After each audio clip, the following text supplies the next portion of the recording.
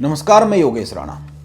बात उत्तराखंड के बीजेपी के विधायकों की करेंगे क्योंकि वो दो तरफ दौड़ रहे, एक देहरादून में मुख्यमंत्री आवास की तरफ और दूसरा दिल्ली की तरफ। कई सारी तस्वीरें सोशल मीडिया पर आई है और बीजेपी में तस्वीरों का बड़ा महत्व है। बीजेपी की अंदरूनी राजनीति बहुत कुछ तो तस्वीरों पर ही चलती है। कौन किसके साथ डाल रहा है, कौन किससे मिल रहा है, उसके क्या मायने हैं, उस पर क्या लिखा जा रहा है, उस पर क्या प्रतिक्रिया आ रही है। लेकिन इसके साथ साथ कांग्रेस के नए प्रदेश अध्यक्ष गणेश गोदियाल की भी करेंगे, क्योंकि गणेश गोदियाल ने एक शक्ति प्रदर्शन दिखाना शुरू कर दिया है, खासकर पौड़ी को लेकर, गढ़वाल को लेकर। और गढ़वाल क्यों बीजेपी और कांग्रेस के लिए जरूरी हो गया है और क्यों कांग्रेस के लिए बड़ा मुश्किल होता जा रहा है।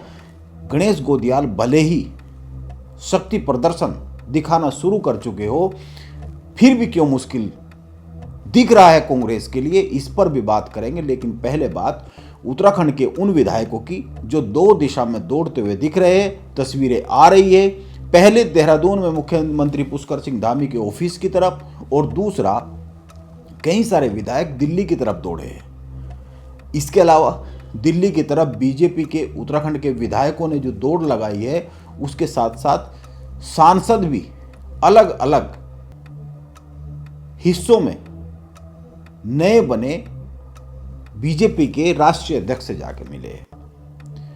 प्रदेश अध्यक्ष महेंद्र भट्ट के साथ बीजेपी के नए राष्ट्रीय अध्यक्ष नितिन नबीन से मिले हैं कुछ विधायक और कुछ राज्यसभा सांसद, और कुछ ने अकेले ही मुलाकात की है विधायकों ने। इसमें कोई दो राय नहीं है कि बीजेपी की अंदरूनी राजनीति इन मेल मुलाकातों से प्रभावित होती है, इनसे बहुत कुछ समझा जाता है मौजूदा समय में। लेकिन इसके अलावा जो गणेश गोदियाल अपनी एक्टिविटी बढ़ा रहे हैं, उनको भी देखना समझना चाहिए, क्योंकि उन्होंने गढ़वाल में एक ऐसे मुद्दे को जमीन पर उतारना शुरू किया है जिसके असर 2027 में दिख सकते हैं। यह मुद्दा है जंगली जानवरों के हमलों से हो रही आम नागरिकों की मौत, खासकर महिलाओं की मौत। गढ़वाल, जैसा कि मैंने कहा कि क्यों बीजेपी और कांग्रेस के लिए बहुत जरूरी हो गया है, इस पर आएंगे। और इसी पर अगर बात करें तो आप दो बातों पर बहुत गौर कीजिए गढ़वाल को लेकर, खासकर पर्वतीय सीटों को लेकर। पहली बात, बीजेपी ने लोकसभा के चुनाव में गढ़वाल में जीत दर्ज करने के लिए कांग्रेस के करीब करीब वो सारे नेता तोड़ लिए जो अपने अपने क्षेत्र में एक जनाधार रखते थे।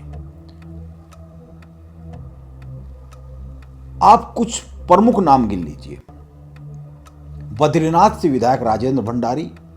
इसके अलावा कांग्रेस ने जो 2022 में विधायक पद के उम्मीदवार बनाए थे, जैसे पुरोला से मालचंद, गंगोत्री से विजयपाल सजवान, टिहरी से धन सिंह नेगी, धनोल्टी से जोत सिंह बिष्ट, यमकेश्वर से शैलेंद्र रावत, पौड़ी से नवल किशोर, चौबट्टाखाल से किशोर नेगी, लैंसडाउन से अनुकृति रावत।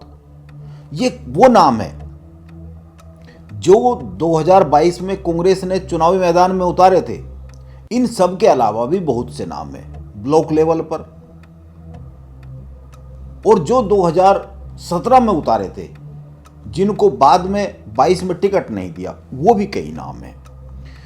ये सारे कांग्रेस के इतने नेता और इसके अलावा भी बहुत से नेता जो बीजेपी ने तोड़ लिए, जो आने वाले चुनाव में बीजेपी के लिए एक बड़ी चिंता तो बन सकते हैं। चिंता कांग्रेस के लिए बनेगा क्योंकि दूसरी और तीसरी पंक्ति के नेता बीजेपी ने तोड़ लिए, और कांग्रेस के लिए चिंता बनेगी कि इनमें से किसको टिकट दिया जाए, खासकर पुरोला, टिहरी और कोटद्वार जैसी सीटों पर। और खासकर टिहरी और पुरोला की बात करें तो यहाँ तो कांग्रेस के जितने भी पुराने विधायक रहे हैं या टिकट के दावेदार रहे हैं या टिकट पर कांग्रेस के चुनाव लड़े, वो सारे ही तोड़ लिए एक तरह से। इनका असर दिख सकता है, लेकिन इसका परिणाम लोकसभा चुनाव में जो दिखा था वो यह हुआ था कि कांग्रेस की तरफ से गणेश गोदियाल चुनाव तो लड़े, सभी बड़े नेताओं ने चुनाव लड़ने से मना कर दिया था। इसके बाद भी गणेश गोदियाल अकेले थे जो चुनाव लड़े। पहली पंक्ति के नेताओं में वो पिछले चुनाव से अधिक वोट प्रतिशत पा गए, जबकि गढ़वाल में कांग्रेस के बड़े नेताओं को तोड़ लिया था बीजेपी ने। इसके बाद भी वो वोट प्रतिशत अधिक पाए, लेकिन बड़े मार्जिन से चुनाव हार गए।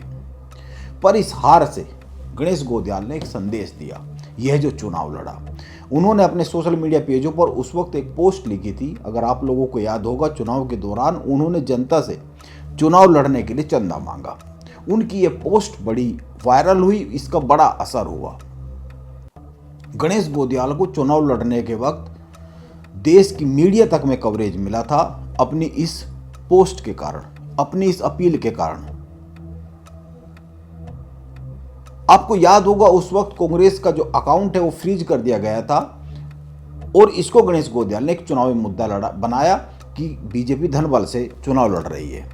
ये अलग बात है, वो चुनाव हार गए, लेकिन इस एक बात से यह समझ में आता है कि गणेश गोदियाल को यह समझ आता है कि किस वक्त क्या चुनावी मुद्दा बनाया जाए और वो इस बार फिर कुछ ऐसे मुद्दे क्षेत्र में जाकर उठाते हुए दिख रहे हैं जिनका असर दिख सकता है। इस बार गणेश गोदियाल जंगली जानवरों के हमलों के साथ साथ बहुत से कुछ विषय उठा रहे हैं। गणेश गोदियाल के लिए सबसे बड़ी चुनौती गढ़वाल ही है।